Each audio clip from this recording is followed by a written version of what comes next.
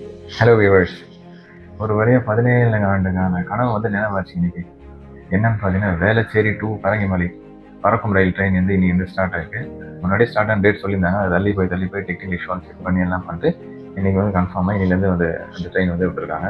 So இது மக்கள் பயன்பாட்டுக்கு வந்திருக்கு. நல்லபடியாக அந்த சந்தோஷமாக எல்லாரும் போயிட்டு வரலாம் இனிமேட்டு பறக்கும் ரயிலில். சிகே நாயுடு வாழ்நாள் சாதனையாளர் அவார்டு பார்த்தீங்கன்னா வந்து கிரிக்கெட் பிளேயர் வந்து இந்தியன் கிரிக்கெட் பிளேயரில் 3 பேருக்கு வந்து வழங்கியிருக்காங்க ஐசிசிஐ. யாரை பார்த்தா ராகுல் டிராவிட் அவருக்கு இந்தியன் கிரிக்கெட் பிளேயர், அப்புறமா ராகர் பின்னி, அப்புறம் இன்னொருத்தர் பார்த்தீங்கன்னா வந்து Mithali Raj women's cricket Indian டீமோட எக்ஸ் கேப்டன். அவங்க 3 பேருக்கு வந்து வாழ்நாள் சாதனை சிகே அவார்டு வந்து வழங்கியிருக்காங்க. கடந்த 6 ஆண்டு காலமாக நிறுத்தி வைத்த ரயில் சேவை வடகொரியாவுக்கும் சைனாவுக்கும் உள்ளது. இது மீண்டும் வந்து இப்போ 6 ஆண்டுகளுக்கு அப்புறம் இப்போ தொடங்கியிருக்காங்க.